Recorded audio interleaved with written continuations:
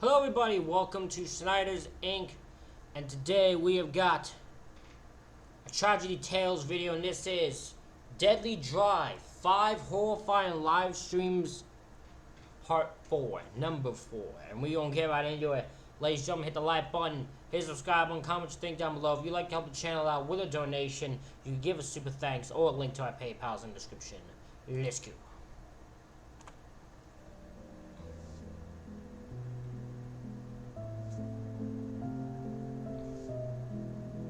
Now, I don't know about you guys, but one of the biggest draws of watching live streams is the fact that everything's unfolding in real time. Sure, you can watch the replay the next day, but it's never quite the same, is it? The thrill of witnessing events live, alongside viewers from all across the world, is truly unmatched. But it's obvious to say that just due to the nature of being live streams can capture moments of pure adrenaline and joy, but they can also capture moments of total horror and tragedy. From the woman in China who drank 2 litres of wine on stream, to the totally avoidable CrossFit Games incident, I'm Ryan from Tragedy Tales, and today we're going to explore 5 more examples of horrifying live streams. So without any further ado, let's get right into it.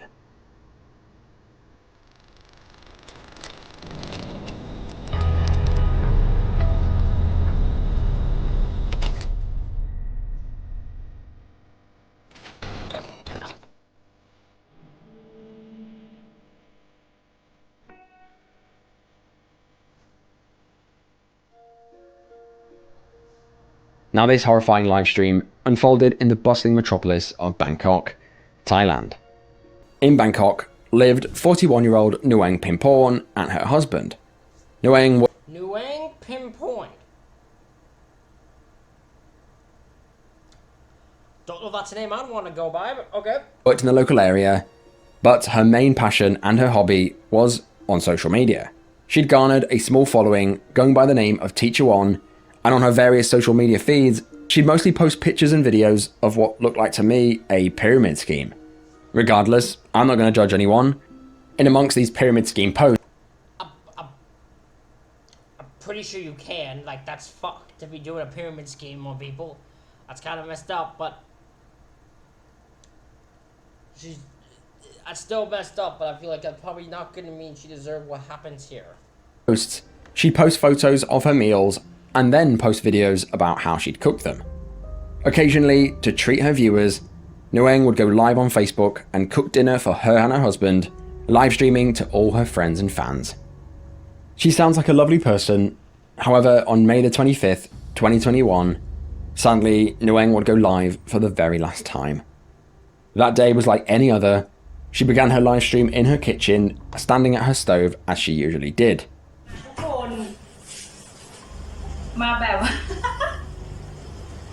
ทุกคนมันออกจะรกนิดนึงนะทุกคนอย่าว่าอะไรครูนะเจียวก็ทำเองนะคะกินทิพย์ The cursed live stream showed her adding ingredients to the pan, stirring and smiling. The stream goes on for a while, with Nguyen speaking to the camera and joking. Sadly, I can't make out any of it because I don't speak the language. Of course, this stream goes on without faults. She's cooking, she's having fun. It's all smiles and laughter, until it's not. Just a few minutes into the stream, as Nguyen was stirring the food, suddenly her face goes pale. เราต้องแบบว่า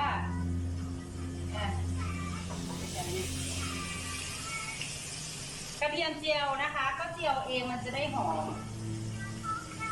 Something goes pop, and she suddenly stops. It's clear to see that something was deadly wrong.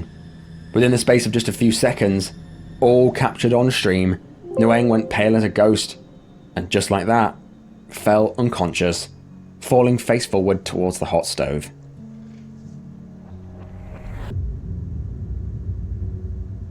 Upon impact with the stove, Nguyen collapsed backwards onto the ground, all while viewers watched in shock. Still live, Nguyen could be seen off camera, shaking and convulsing. It's an absolutely horrible watch that I don't recommend you go seek out. I appreciate that. I wouldn't recommend any of you guys go do it either. But after a few minutes, her husband enters from the other room and quickly notices his wife on the floor. He dragged her out of the kitchen and out of frame and frantically dialed for an ambulance, and while emergency teams arrived swiftly, nothing could be done to save her life. She died on the way to the hospital. After an autopsy, it was revealed that Nguyen had an enlarged heart and that she had suffered a small heart attack on stream. Her official cause of death was a heart attack caused by a blood clot in one of her ventricles. Absolutely tragic. Just like that. It's like nothing happened. It wasn't like the blood clot and all that was happening. It's not like she felt pain. She was fine, everything was normal, and then dead. Literally snapped up. She literally was happy, stirring the pot, and then was out like dead. Like that. I can't snap. I don't have it in me.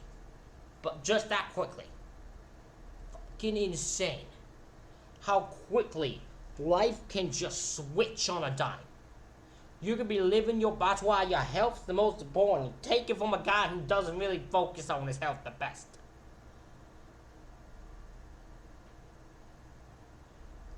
Be paying attention to your health. Something can happen like that. And for this to happen on live, what are the chances? Did she even know she had an enlarged heart? Entry is a prime example of why I say live life to the fullest. Because this could be any one of us. Yep.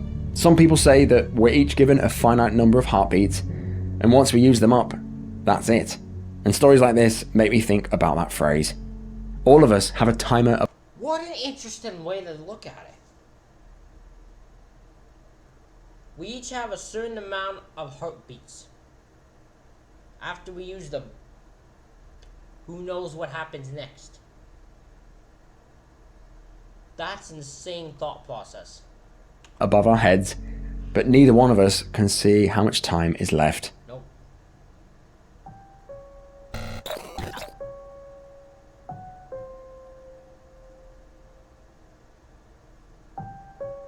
Talking about living life to the fullest, it's a phrase that, while sounds inspiring, only goes so far. Yes, go crazy, have fun, live your life, but never lose sight of responsibility. With that in mind, this story is a chilling example of exactly what happens when that line is crossed. This truly haunted entry begins in late 2017 in Espoo, Finland, near Helsinki. Unfortunately, I was unable to find the exact date that this stream occurred, but the events that followed are certainly unforgettable, and definitely one that we can all learn from. That fateful day, a Periscope stream began, showing what looked like an ordinary night between a man and a woman. If you're not familiar, Periscope was a Twitter-owned live streaming platform that shut down in March of 2021. I never knew this even existed. This is a new thing to me. I didn't know this. It was one of the first of its kind, and was actually one of the first to be shut down. The stream in question, from what I can tell, started at midnight. On the replay, you can see a woman identified as Mia Marie and what looked to be her boyfriend. On the stream, Mia and her boyfriend were drinking and smoking and chatting casually to the viewers, enjoying what they thought to be a harmless night in. You can see, despite it being around midnight, it's actually clearly daylight. Now this is because in southern Finland, the sun actually barely sets. Some places see 20 hours of sunlight, and in other places, darkness never settles, leading to 24 hours of sunlight a day. I would love to know how my brain would process living in a place where there's 24-hour sunlight. My brain would not be able to tell time at all unless I had that phone. Because I would look at my phone and I'd have no idea what fucking time it is. Or I'd look outside, because usually when you live when I live in Canada, you got darkness, you got light. You know it's daytime, you're past, when sunlight's out, you know it's past a certain time. I would have no idea in 24 hours sunlight. I could be like, oh, look, it's sunny, and look, it's like midnight, and I'm like, what the fuck? While on stream, after 2 hours of heavy drinking and smoking, the pair decided to make a decision that would cost them dearly. At around 2 AM, the pair decided to take a drive in the man's Audi. Well, that's just stupid. I'm not even gonna lie. There's no me. I can't even defend that at all. That's just you're 2 hours drunk. You know better. You spent 2 hours drinking. You should not be driving at all. I don't care how good of a driver you are. If you've been drinking for 2 hours, you should not be. And your stream is just drinking and smoking? Yeah.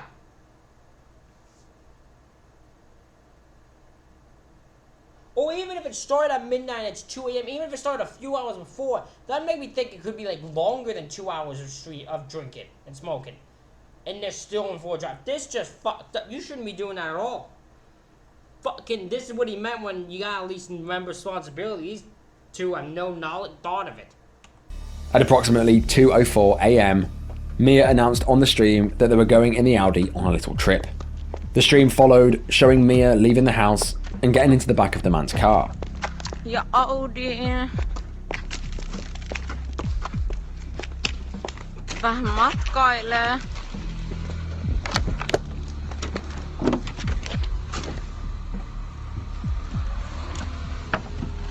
Moments later, they were on the road, with the man driving like he was on a racetrack, recklessly exceeding the speed limit. Nervously, on stream, Mia laughed and smiled and told the man not to be crazy. She asked him to slow down, but her words fell on deaf ears. And this is when they approached a slight bend in the road around a mile away from the house. Literally 2 minutes after setting off, at almost 2:06 a.m, the unthinkable occurred. The stream captured what was obviously a severe crash. The frame spins and spins like a washing machine, followed by a loud crashing, before it suddenly cuts to black, leaving viewers that were interacting and watching in complete shock.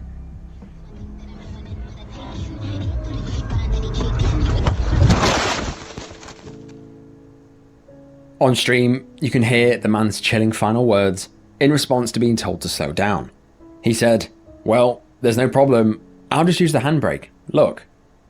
It was a small mercy, however, that the stream cut out when it did, sparing viewers from the worst. The car traveled.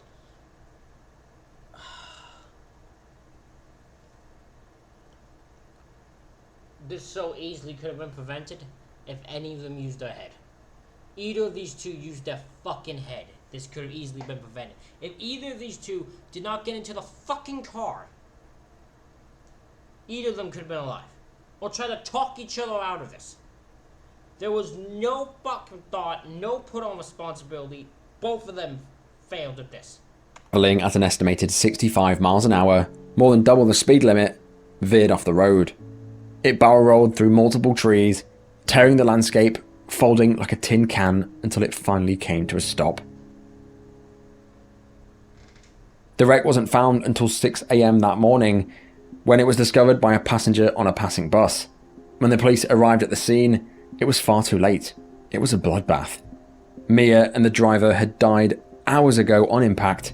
The force of the crash was so intense that even their seatbelts had been ripped off. Just think about how much force it actually takes for your seatbelt to completely rip off. The force of this crash. A lot of force. That would have to be a lot of force for your seatbelts to rip off, because it's meant to take a lot of shit. So that would have to be so much force for that to happen. Oh my god, that's the car that's broken in half. Oh my god. Fucking hell. Oh. Crash was truly unsurvivable. This tragic event raises several unsettling questions. Why weren't the authorities immediately alerted when the pair hinted at their reckless plan? And why did they choose to get drunk and go driving anyway? There's so many questions. Mia, though intoxicated. So, let me explain part of, I think, what happened here. Even if police were called, I think at this point, they wouldn't have done anything. Because when you're like, oh, these two are talking about getting into a vehicle on stream drunk. Police might look at that and go, well, they haven't gone in the car. So they haven't committed a crime. And they might not see it as a must go deal with right now. And if they decide at like 2 a.m. to go there, I guarantee you it will take longer than 6 minutes for police, because it's not a serious threat, for police to get there. Other thing is, I don't know if everyone knows where these fucking two are located. They might know it's Finland, but they might not have the exact address, so it's not exactly easy to go call police and get them there. Tried to prevent the disaster by urging the driver to slow down, but the driver ignored her warnings and still chose to drive recklessly, sealing both of their fates. No. Honestly, it's a miracle that they didn't kill anyone else on the road. Agreed. All of this behaviour was extremely selfish, and I know it was early in the morning, but what if they'd hit another car with a family or a baby in it? All of this just shouldn't have occurred. This particular case garnered significant media attention, not only because of the truly horrifying crash, but because it played out in front of a live audience. Yep. It serves as a grim reminder of the responsibilities that come with both driving and the power of live streaming. The lesson here is clear. Don't drink and drive. Don't. And life is precious. The driver had the ultimate responsibility here. Do not drink and drive at all. Under no fucking circumstances. If you can find a way back that doesn't involve drinking and driving, use it. Getting a ride, I'm like the fucking guy, I'm like the commercial. Get a ride, public transit, taxi, call a friend, stay somewhere, do something other than drink and drive. Because I don't want to hear that any of my intelligent people who subscribe to me, I don't want to hear that any of you are going to an accident drinking and drive, so don't you dare do it. Because I know most of you are adults, so most of you can drive. Legally, in age. Don't you do anything stupid. Because I don't want to hear about it. And failed to heed the warnings, resulting in a tragedy that could have easily been prevented.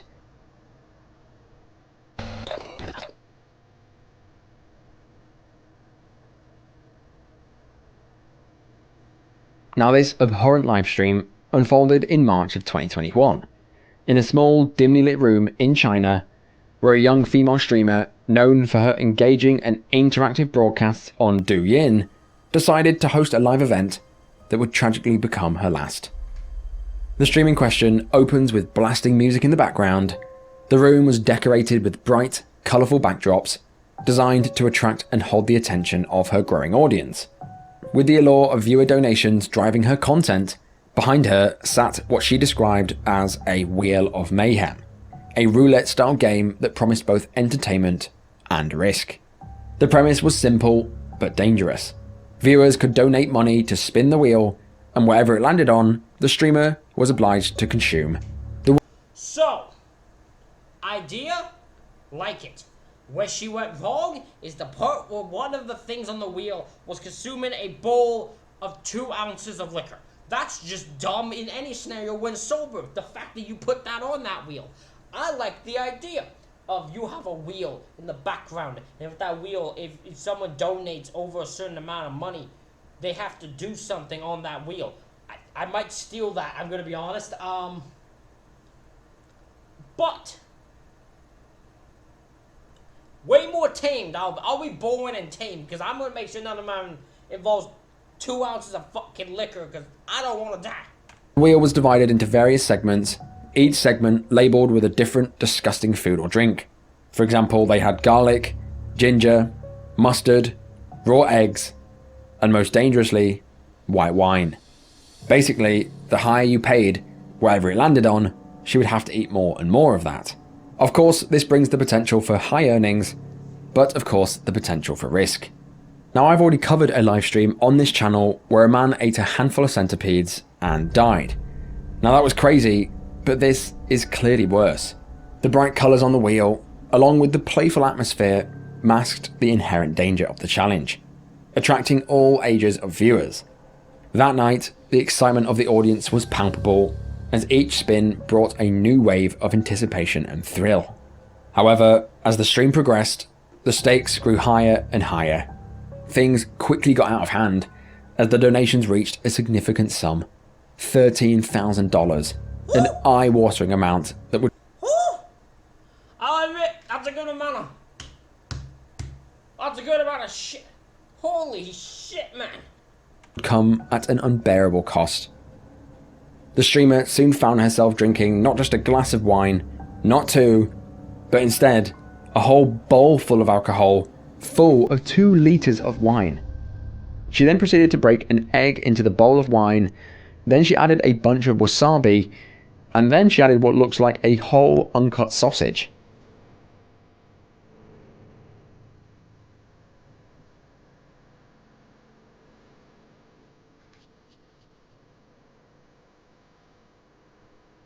The viewers, intoxicated by the thrill of the game, continued to encourage her to drink. No shit, do not try this. This is even dumber than the drunk driving one. No, actually it isn't. No, it is. That's a fucking lie. Don't ever listen to me what I just said there. This is stupider. This is stupider in theory. It's way more dangerous drunk driving, because you can kill other people. Here, the only person you can kill is yourself. But she made this sober. I think that's what bothers me. She made this sober. She was sober, she did this. Made this wheel and thought this through. So, I think that's what makes me so annoyed with her. When the other one, they made the decision while drunk. So they were drunk and decided to drive, but no matter what, both of these are stupid. Oblivious to the deadly consequences that was soon to follow. Because what the audience didn't know, and perhaps the streamer herself underestimated, was that earlier in the day, the streamer had taken an antibiotic prescribed for a minor infection, known as cephalosporins. This type of antibiotic is known to have severe interactions with alcohol, leading to serious and potentially fatal side effects. On stream, as the alcohol coursed through her system, the combination with the medicine set off a deadly chain reaction. The signs of distress soon became apparent on the livestream, but by then, it was too late. Soon after chugging this bowl of wine, she seems to convulse and turn white. It was clear that something was deadly wrong. What started as a light-hearted stream was now taking a dangerous turn. Just moments after drinking the bowl, she stood up, convulsing, and fell off camera and rushed off of the livestream.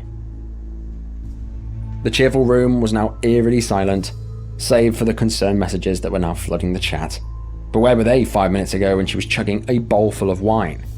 Panic began to set in as viewers frantically tried to contact emergency services, sharing the stream across social media in hopes of getting help. But the damage had already been done. The unnamed streamer was rushed to the hospital, but by the time medical personnel arrived, she was pronounced dead. Her cause of death was alcohol poisoning, caused by the reaction of the antibiotic. I saw this posted all over social media, and it raised serious questions about the ethics of viewer-driven content, the pressures that streamers face to... So here's the way I look. Even in this case, right? Even if your thing is you drink a ball, you drink every time if they offer so much, you have to know your limit. So you will only consume this amount of drink, or you will do it in like a shot glass. Like to me, I'd get one of those little small shot glasses. That's why anytime you pay, I have to drink it. But it would never be a fucking bowl full of... Because me at my most drunkest would never do that. Because me at my most drunkest thinks a bit clearly. Oi. Entertain at all costs, and the lack of safeguards in place to protect individuals from such extreme situations, even if the situation is caused by themselves. The platform Douyin, which is basically China's version of TikTok, faced heavy scrutiny for allowing such dangerous content to be broadcast without intervention. The law of quick money and the desire to please an audience led a woman to her untimely... While it is unfortunate that they allowed it, there really was nothing they could have done. Because, like, I feel like someone could probably do this on any live stream, on any service. I don't think much would stop. Timely death, all in the name of entertainment.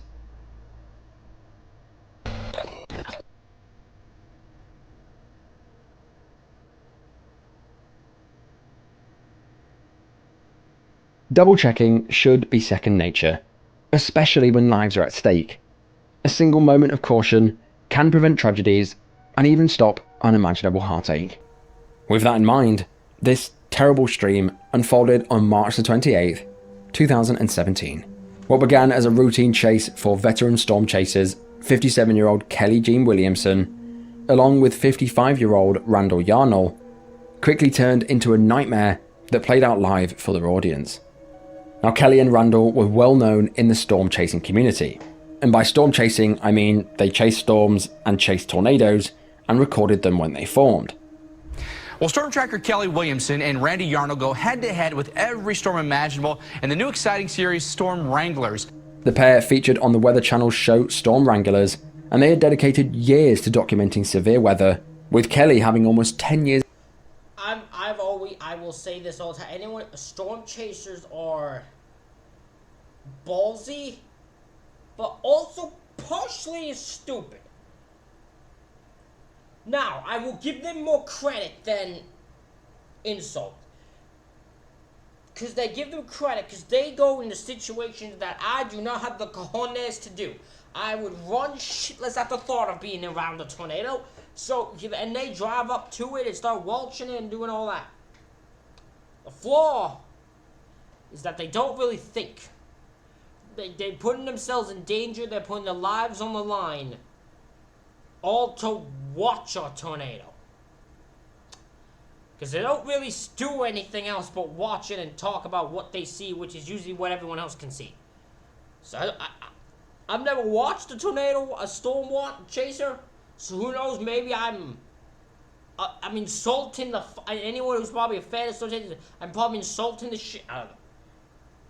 But I don't feel that they offer enough to put their lives on the line for when it comes to just with a tornado. His experience under his belt. His deep understanding of weather patterns, tornado formations, and storm behaviours made him a respected figure among his peers. Randall, on the other hand, while experienced, he relied heavily on Kelly's seasoned expertise. Together, they weren't just chasing storms for the thrill, they were capturing vital footage for educational, research, and media purposes. Their work that they provided for the Weather Channel provided live streams and video footage that played a crucial part in informing the public about ongoing severe weather events in real time. However, this dedication to their craft would ultimately lead to their tragic, untimely end. On that fateful day, Kelly and Randall were tracking a powerful supercell storm near Spur, Texas, all while broadcasting the whole thing live to the Weather Channel's eager audience. The video was also being streamed to Kelly's personal YouTube channel, which still remains up to this day. The live stream captured it all: the thrill, the danger, showing their relentless pursuit of the storm that could produce a tornado.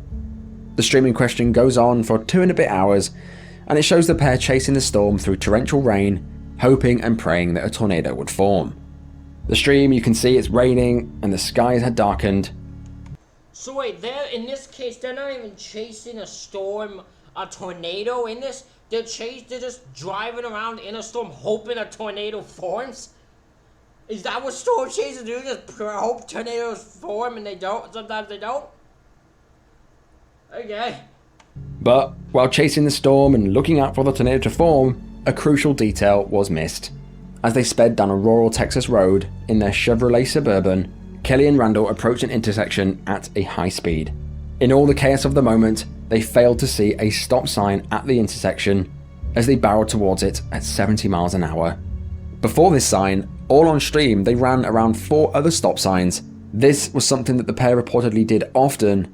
However, for this stop sign, as they raced towards it, a fellow storm chaser and certified storm spotter from Arizona, 25-year-old Corbin Yeager, was driving his Jeep towards the same intersection. He had the right of way and was carefully tracking the storm, unaware of what danger was speeding towards him. As the 2 storm chasers sped down that road, all on live, they went past the stop sign and collided with Corbin. The stream cuts off just before this happens, but the collision was swift and catastrophic. The 2 storm chasers collided with Yeager's Jeep with devastating force. Kelly, who was not wearing a seatbelt, was ejected from the windscreen straight out of the vehicle and died instantly. Oh! See, that's why you gotta wear your seatbelt, kids. Jesus! He went flying out of the car and just fucking splatted and died instantly. Oh! Randall, who was passenger, was also sadly killed, as was Corbin, who had been driving on his own, minding his own business, with his seatbelt fastened. Spur, Texas, 3 storm chasers were killed while on their way to cover one of those storms. We're told the accident happened near an area that was under a tornado warning at the time. The storm chasers have been identified as Kelly Williamson, Randall Yarnall, and Corbin Yeager. Williamson and Yarnall were part of a team called Storm Wranglers, often seen on the Weather Channel. According to multiple sources, the windshield of Kelly and Randall's Suburban was reportedly obstructed by various pieces of equipment, including a radar screen, a cell phone, a video camera, and a computer, which may have contributed to the crash, as they might have just not seen that sign. Viewers of the live stream were left in shock as the feed suddenly went dark. Then they saw the fatal crash on the news. The aftermath of the crash was profound. The Weather Channel, for whom Kelly and Randall worked as contractors, issued a public statement expressing their deep condolences. However, the tragedy sparked a larger conversation about safety in storm chasing in general. 25-year-old Corbin Yeager, who was driving along minding his own business, was killed just chasing a storm. Yeager's mother filed a 100... He was done, killed, chasing a storm, and following the rules. He was completely fine. He was going out, he had the right of way, he started driving. It was those two crazy fuckers that are not paying attention to their surroundings and more focused on a storm that drive 70 miles per hour colliding into the car. Not exactly. Corbin's an innocent here completely. And $25 million lawsuit against the Weather Channel, accusing the network of gross negligence. The lawsuit alleges that the channel had prioritized sensational content over safety and allowed their reckless driving behavior that ultimately led to the tragedy. Hold on, even I can argue against this one. They have the Weather Channel does not tell these. I would love to see a conversation with the Weather Channel, from the Weather Channel to those two, where they say, look, I want you to run every stop sign, I want you to drive 70 miles over 100 or close to 100. I want you to not abide by any laws and just drive as reckless as you can. I highly doubt you will find that. They have no control. The Weather Channel has no control over the driving of those two. An attorney on the case went over this lawsuit with me. He says, I would love to, I feel like hopefully you're going to tell me how this lawsuit goes. Because they might have settled out of court, actually, because there is still negligence, I guess they could argue from them. But I would ignore that they are the responsible for the reckless driving and that. I think the attorney of Weather Channel could fight that one. based on evidence, the Weather Channel is responsible for this accident.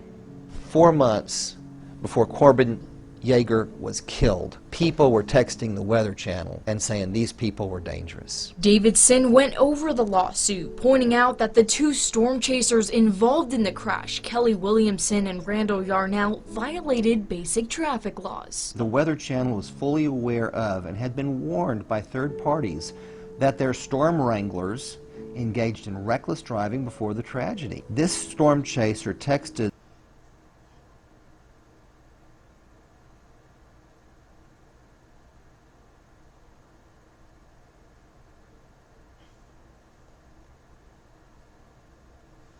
Ooh.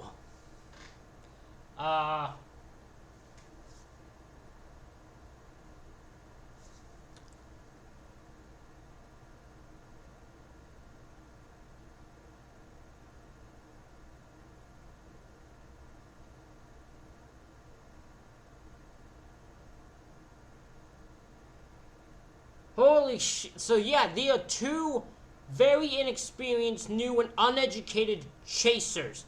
Talk about liability. So these two guys who are driving have no fucking clue about anything. They're not educated at all. They're just grabbing footage. And they are recklessly driving while they do it. And apparently the Weather Channel had been told by many people that this was happening and never told them to chillax. Never told them, hey, look, you want to get footage, but you gotta follow the fucking law here. You gotta follow the law with it. I still think they can be held responsible for the driving. I think that's just on them too. But I do think it was it's bad that you just grabbed two inexperienced guys who just were there for the fun of it. The Weather Channel employee, quote, "As far as storm wranglers, I understand the need and fact for, quote, dumbing down, close quote, for the general public. The fact of the matter is that you have two very inexperienced, new, and uneducated chasers." It was also noted that Kelly and Randall, despite their popularity, they both had no formal training and were involved in dangerous driving practices in the pursuit of compelling footage. In 2021, this lawsuit was settled out of court for an undisclosed amount. I thought so. As I thought about it, I said I thought it might be just done out of court, because this is a case where either of them could probably make an argument out of the other, and the Weather Channel probably does not want this dragged out. So, I mean, it went for 4 years, but still. Bringing closure to a horrible period for all parties involved. This incident serves as a sombering reminder of the truly fine line between capturing the excitement of extreme weather and the responsibility to safeguard human life. Yep. The pursuit of the storm, no matter how epic the footage is, should never cost you your life. Number 1.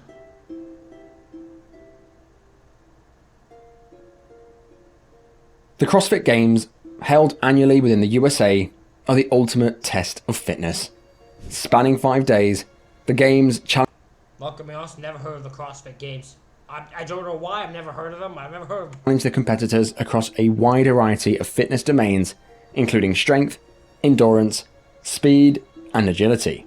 Each day of the competition is packed with multiple events designed to push athletes to their absolute limits, both physically and mentally. At the end of these grueling days, the winners are crowned as the fittest on earth, earning not only this prestigious title, but also a substantial cash prize and sponsorship deals. The 2024 Games, held in Fort Worth, Texas, were no exception. Oh, this one's this year? Oh, Jesus, okay. But amidst the intense challenges, an unforeseen tragedy unfolded, one that would forever change the event and the lives of all those who witnessed it. On August the 8th, 2024, it was time for the Games to begin. By early morning, the temperature had already reached a scorching 100 degrees Fahrenheit, or around 37.7 degrees Celsius. At 7 AM, the first of 3 events for the day was set to start. It was a triathlon-style challenge specifically designed to test the athlete's endurance and grit. This event began with a 3.5-mile run, followed by an 800-meter swim in the warm waters of Marine Creek Reservoir, before a break to the next event. That first day was planned to finish with intense weightlifting at 5:30 PM. This first day was not a challenge for the faint of heart. It was literally designed to separate the good from the great. Yeah, that's insane. You gotta run a gigantic amount, I don't remember how long, then you swim 800 plus thing in the water, 800 meters I think it is, in the water, then you have weightlifted at the end. That is insane. Among the competitors that year was Lazar Dukic. Lazar was a 28-year-old Serbian athlete known for his incredible dedication and resilience. He'd earned respect in the CrossFit community, not just for his physical prowess, but for his amazing character, his kindness, not to mention his unwavering commitment to pushing himself and supporting athletes around him. So, as the clock ticked past 7 AM on August the 8th, all the athletes anxiously gathered at the starting line. The sun was already blazing, as I said, causing competitors to begin to worry about the grueling run and then the swim. Lazar, with his trademark focus, took a deep breath and set off as the starting horn blared. Of course, the first step of the challenge was the run, and this was extremely demanding, made even worse by the searing heat bearing down on the athletes. Despite this, Lazar kept a steady pace, but by the time he approached the reservoir, he must have been absolutely exhausted. He jumped in and began the 800-meter swim. The stream shows the ending of the swim, showing the athletes reaching the end and completing the first event. And this is when you can see Lazar coming into the finish line. Now, the water that day was 87 degrees Fahrenheit, adding an unexpected layer of difficulty to the swim. The fatigue from the run, combined with the stifling heat of the water, slowly began to take its toll. Lazar, who had been moving strongly, started to show signs of strain. Shortly after 8 AM, as he neared the final 100 meters of the swim, the mood among the spectators began to shift from excitement to serious concern. Some spectators noticed that Lazar's strokes had become uneven, his movements had become more laboured, and in a moment of visible distress, he removed his swim cap, meaning that he was possibly overheating while swimming. Spectators and fellow athletes alike began shouting for aid, their voices filled with urgency. Some athletes and spectators yelled to lifeguards that were stationed on paddleboards to help Lazar out the water as he was struggling, but their response was shockingly slow. A concerned spectator even jumped into the water, noticing the severity of the situation, only to be turned away by one of the volunteers on the paddleboards. Has been cancelled. Exit the venue in an orderly fashion. It soon became clear to... Hold on. Okay, this is negligence. This is painfully negligent. There is no other way to describe this but negligent. You are, the actual lifeguards are taking their sweet fucking time getting to this guy. So someone on this fucking thing goes, okay, I'll jump in, I'm gonna go save him and see if he's okay. And they're like, no, don't you dare enter that water. Don't you dare go in there. We'll get to him at some point. Like, this is negligence. This is what negligence is. There's no other, this is what negligence is. Everyone that these volunteers were not equipped to handle such a crisis. As Lazar continued to struggle, they searched in the water and Lazar was nowhere to be seen, so the lifeguard returned to his original spot. Absolutely ridiculous. This guy, all these lifeguards, they're not going to be. This whole event, whoever arranged this event, all hell needs to break loose. All hell needs to break loose on these people. Because this could have been solved. This guy could have gotten help if any fucking thought process was put out here. It's their fault. No one else's. Their fault this happened. It's their negligence. Their refusal to get in there. The lifeguards on this boat should have everything set up already, so that if someone's in danger, you go. You don't even have to hesitate. Maybe you got to push the boat in, and then you just go. Everything's there. Shouldn't have to wait. Shouldn't have to take your sweet time. Then you shouldn't do where you're like, well, he's not here, I guess I'm just going back.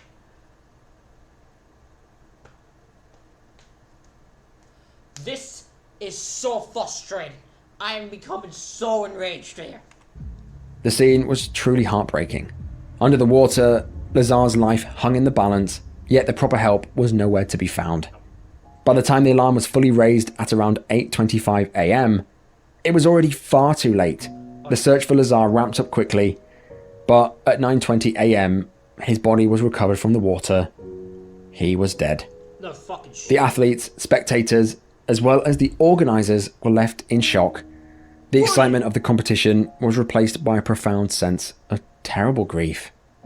Now this whole tragedy unfolded within just hours of the game's beginning, raising serious questions about the adequacy of safety measures in place. It turns out there was only 5 water personnel overseeing the 79 athletes that day, and there were only 2 stationed near the end on paddleboards where Lazar drowned. It was clear that the event had failed in its most basic duty to protect the lives of its participants. Lazar's death has sparked widespread outrage and a call for change within the CrossFit community. Absolutely. The events on... As it should. It should call out. This is pissing me off. I'm not even in the community and this pissed me off. August the 8th were cancelled, but on August the 9th, after a small tribute to Lazar, the games continued like nothing happened. As his brother Luca later reflected, Lazar wasn't just an athlete, he was a fighter and a friend. Someone who always brought out the best in others, and losing him like this is just unimaginable. I hear that the athletes sign away their rights to sue when entering, but I hear these often do not cover negligence. So whether or not lawsuits will arise, only time will tell. They fucking better. They fucking better sue. Don't you tell me we don't have responsibility that they're signing away their right. I want to understand, like, look, if you pass out, or if you, when you're doing this, if you injure yourself, you can't then sue us. But he could have been saved. It's the lack of safety measures that made it so he died. So it is their fault. So they better fucking sue. This tragic event serves as a powerful reminder that even the strongest athletes, even the most resilient people among us, are still vulnerable without proper safeguards.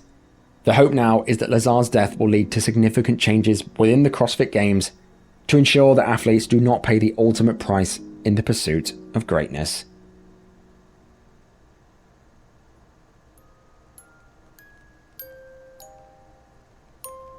But that is the end of the video.